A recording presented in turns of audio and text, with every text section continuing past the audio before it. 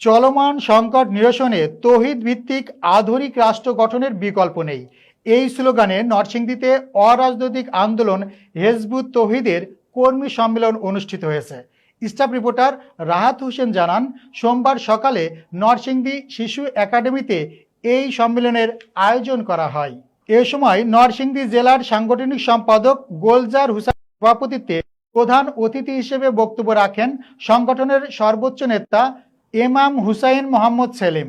এ সময় অন্যান্যদের মধ্যে আরও বক্তব্য রাখেন সংগঠনের কেন্দ্রীয় যুগ্ম সাধারণ সম্পাদক রুফায়দা পন্নী, বিভাগের সভাপতি মাহবুব আলম মাহফুজ, কেন্দ্রীয় নারী বিষয়ক যুগ্ম সম্পাদক আয়শা সিদ্দিকা, জেলা হেজবুত তৌহিদের সভাপতি ফারুক মিয়া, নারায়ণগঞ্জ অঞ্চলের আঞ্চলিক আমির আরিফ উদ্দিন, নরসিংদী জেলা কমিটির নারী বিষয়ক সম্পাদক উম্মে হাফসা সহ অন্যান্যরা।